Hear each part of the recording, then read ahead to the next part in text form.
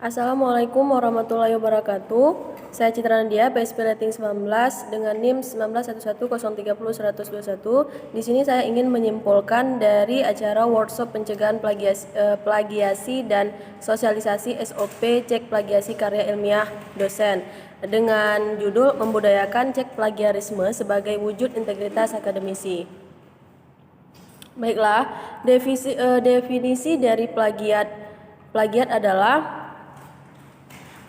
adalah perbuatan sengaja atau tidak sengaja dalam memperoleh atau mencoba memperoleh kredit atau nilai untuk suatu karya ilmiah dengan mengutip sebagian atau seluruh karya dan atau karya ilmiah pihak lain yang diakui sebagai karya ilmiahnya tanpa menyatakan sumber secara tepat dan memadai. Dari ruang lingkup dari plagiarisme yaitu 1. Mengutip kata-kata atau kalimat orang lain tanpa menggunakan tanda kutip dan tanpa menyebutkan identitas sumbernya. Yang kedua ada menggunakan gagasan, pandangan atau teori orang lain tanpa menyebutkan identitas sumbernya. Yang ketiga menggunakan fakta, data, informasi milik orang lain tanpa menyebutkan identitas sumbernya. Yang keempat ada mengakui tulisan orang lain sebagai tulisan sendiri. Yang kelima melakukan parafrase atau mengubah kalimat orang lain ke dalam susunan kalimat sendiri tanpa mengubah idenya, tanpa menyebutkan identitas sumbernya. Yang keenam ada menyerahkan suatu karya ilmiah yang dihasilkan atau telah dipublikasi oleh pihak lain seolah-olah sebagai karya sendiri. Jadi ada mengapa plagiarisme terjadi? Itu 1. Terbatasnya waktu untuk menyelesaikan sebuah karya ilmiah yang menjadi beban beban tanggung jawabnya sehingga terdorong untuk copy paste atau karya orang lain. Yang kedua, rendahnya minat baca dan minat melakukan analisis terhadap sumber referensi yang dimiliki. Yang ketiga, kurangnya pemahaman tentang kapan dan bagaimana harus melakukan kutipan. Kurangnya perhatian dari guru ataupun dosen terhadap persoalan plagiarisme. Jadi, mengapa plagiarisme itu terjadi itu ada lagi terbatasnya waktu untuk menyelesaikan sebuah karya itu yang seperti yang tadi ya. Dan bagaimana menghindari tindakan plagiarisme? Yang pertama ada karya mahasiswa skripsi, tesis dan disertasi dilampiri dengan surat pernyataan dari yang bersangkutan yang menyatakan bahwa karya ilmiah tersebut tidak mengandung unsur plagiat. Yang kedua, pimpinan perguruan tinggi berkewajiban mengunggah sebuah karya ilmiah yang dihasilkan di lingkungan perguruan tingginya seperti portal Garuda atau portal lain yang ditetapkan oleh Direktorat Pendidikan Tinggi. Peneliti dan mahasiswa.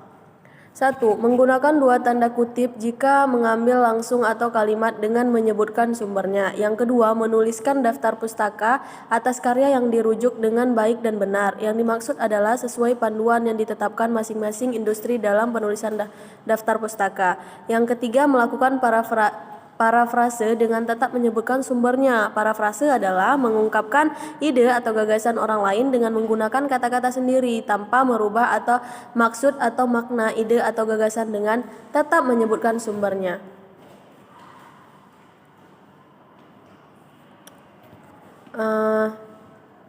Baiklah. Jadi ada sanksi untuk yang melakukan plagiarisme. Undang-Undang Nomor 20 Tahun 2003 mengatur sanksi bagi orang yang melakukan plagiat, khususnya yang terjadi di lingkungan akademik. Sanksi tersebut adalah sebagai berikut. Di Pasal 25 dan Pasal 70. Pasal 25 Ayat 2, lulusan perguruan tinggi yang karya ilmiahnya digunakan untuk memperoleh gelar akademik, profesi atau vokasi terbukti merupakan jiplakan dicabut gelarnya.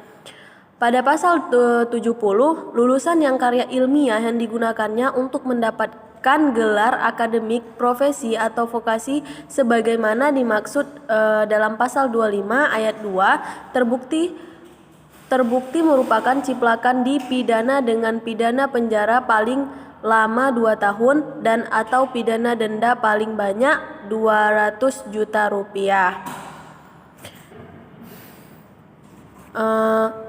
Ada juga Peraturan Menteri Nomor 17 Tahun 2010 telah mengatur sanksi bagi perseorangan yang melakukan tindakan plagiat. Jika terbukti melakukan plagiasi, maka seorang tersebut akan memperoleh sanksi sebagai berikut. Yang pertama, teguran. Yang kedua, peringatan tertulis. Yang ketiga, penundaan pemberian sebagian hak mahasiswa. Yang keempat, pembatalan nilai. Yang kelima, pemberhentian dengan hormat dari status sebagai mahasiswa. Yang keenam, pemberhentian tidak dengan hormat dari status sebagai mahasiswa. Yang ketujuh, pembatalan ijazah apabila telah lulus dari proses pendidikan.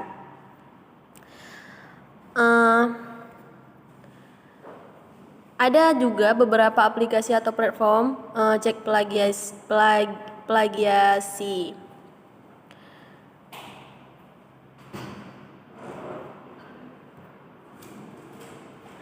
Regulasi cek plagiasi pada karya ilmiah yang pertama itu dapat dilihat pada etika publikasi pada penerbit jurnal. Yang kedua lihat juga di deskripsi tanggung jawab editorial board.